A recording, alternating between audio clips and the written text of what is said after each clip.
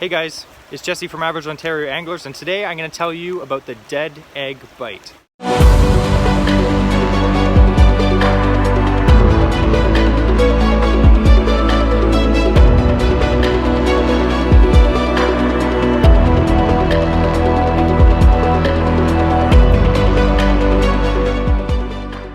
So it's late September. I'm up in my local creek. A few more days and the season's going to be closed, so above the tracks you can't fish up here anyway. Not a lot of fish that you'd want to catch up here anyway because they're all spawning, but I was actually going for coho today and I was drifting beads and bags, which was really fun. I actually ended up catching a really beautiful coho salmon. Made the whole day worth it for me. But today I want to talk about the dead egg bite. So this time of year you're going to see a lot of fish spawning up here.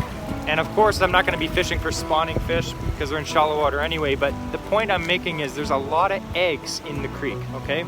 And I'm going to be talking about the dead egg bite. So the eggs that the salmon are kicking into the water, and there are thousands. If you look down at the creek today, I saw thousands just along the bank in dead fish. You'll notice that they quickly turn an off-white, orangey tan white. It really depends on a lot of factors, but they really turn a white color. And this is what they call the dead egg bite.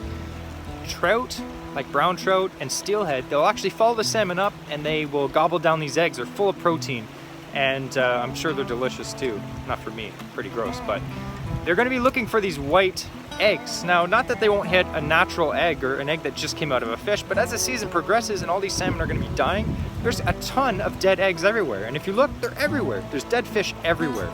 And these fish are not against having a mouthful of dead eggs. All the protein is still there. So using a white egg or an off-colored egg can really separate you from everyone else, because everyone is fishing. If they fish beads, they're fishing like, you know, regular peach bead or, you know, maybe a chartreuse bead or something like that. Not a ton of guys I look, especially people that are just getting into the sport, they kind of stick to like one color, and you know, one color works good. Like today I was using just a kite fish, a peach bead, because the water is very clear. Worked good today. Other days a white bead will kill. Other days you have to go something else. But a lot of the times a white or a dead egg bite colored bead is going to really separate you from everyone else. So it's just going to give you that little advantage over everyone else.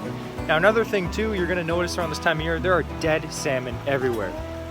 I saw probably hundreds today on I walked about 4 or 5 kilometers, saw a lot of them.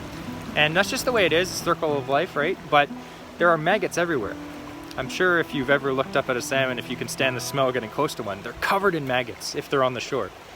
And these maggots are also another thing that steelhead and brown trout are going to eat. So one bait that is really, it's not a secret, but it's a bait that you should really try late in the season, is something that imitates a maggot like this. This is the kitefish maggot. Another thing that you could use is like a Berkeley power worm in white. That imitates a maggot too. The browns and the rainbows, they're looking to eat food. They're going to be gobbling up eggs and they're going to be gobbling up maggots, okay? So try something like that. And again, I rarely see guys using this, so it's another advantage for you of using something that no one else is using. So anyway, that was just a quick little video about the dead egg bite and the maggot bite too. And we're getting into October soon, and it's really going to be an effective way for you to catch fish.